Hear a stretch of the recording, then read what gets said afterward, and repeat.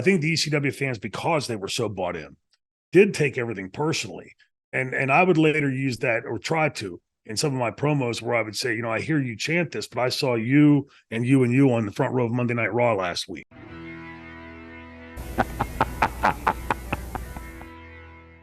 Obviously, Rob Van Dam, it's quite a famous match, more because of the story behind it regarding Rob Van Dam. He pins Lance Storm clean after the Van Daminator. But as soon as Rob gets into the ring, fans are chanting, "You sold out," and something else where I can't read the quote, I've lost it. Anyway, basically, he's a sellout, essentially. Now, this has been going on for... I don't know how long this has been going on for, but this isn't the first time I think the fans were chanting this at Rob. And the story going back then is that everybody, including the Dave Meltzers of the world, had been reporting that Rob was not long for the ECW world. He was going to go to WCW at the time. What do you remember of, prior to Barely Legal, this news coming out?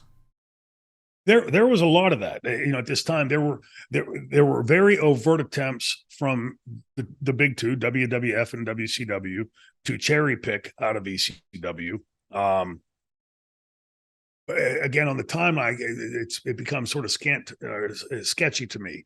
But my takeaway was in watching both my experience in leaving in '95 and then seeing, like, say, the Public Enemy leaving and going to WCW, where they became sort of this, instead of this tag team that really you believed in, or had this humorous but to your jugular type of approach to the match. Suddenly they became sort of like the mascots. We're going to get everybody dancing, and we're going to, like sort of the bushwhackers and progressing out of the sheep herders. And I think to a lot of the guys in the dressing room, there was consternation leaving because everybody loved being there. But again, it's hard to look and say, I'm making this much money here, I can make this much money there, and sticking around. So I can't recall exactly where this was in the timeline for Rob, but it was obvious that it was far enough along that line where the fans suspected that he was leaving, and we're going to give him the classic ECW send off. What seemed strange to me was, like, when I saw him later come out with Sabu, and we'll get into that in a little bit, but that, like, threw the wrench into the whole thing to me, like where my brain was going with the booking. And I can't recall, and maybe I can't recall, was that by design by Paul to get that chant earlier and then least expect Rob coming out during that match?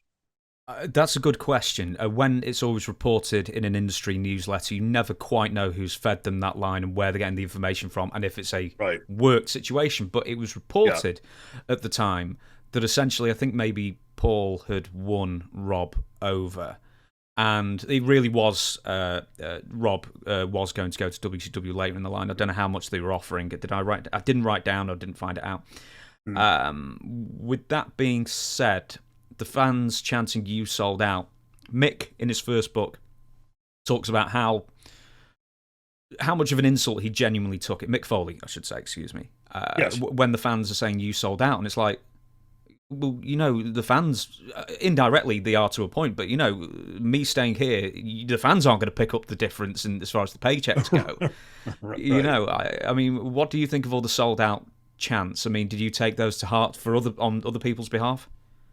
Yeah, well, I got the "Na Na Na" song, whenever I left for WWF. There's again, like, to me, that was all part and parcel. We wanted the ECW fans to be interactive. That's why we encouraged them to bring weapons and everything into the ring, and all those chants, because all those chants, she's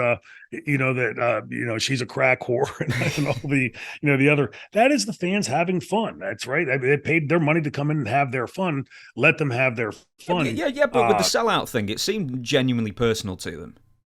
Yeah. Well, I think so, because there was a mindset in the ECW from the fans' point of view that, and I think legitimate to some degree, that we were there to join the revolution. We were here in part and parcel to lead that revolution, and we're part of that revolution. And so now it's sort of like a few months ago or last year, whenever Cody Rhodes left AEW to go to WWF. Right? They're like, holy shit! I know it surprised me, because being one of the founding guys. There it seemed like almost a bit early for that, misplaced.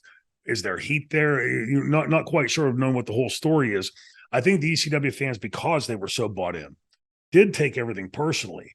And I would later use that, or try to, in some of my promos, where I would say, I hear you chant this, but I saw you and you and you on the front row of Monday Night Raw last week. So who's the sellout here?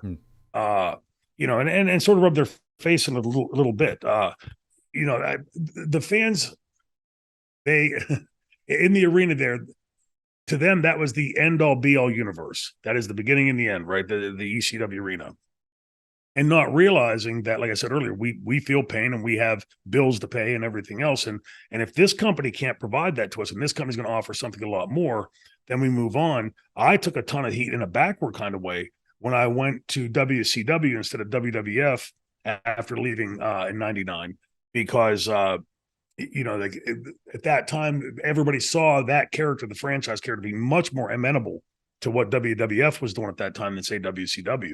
The truth be known is that the WWF offered me about 30 times what the WWF offered me. Or WCW offered me 30 times what the WWF offered me.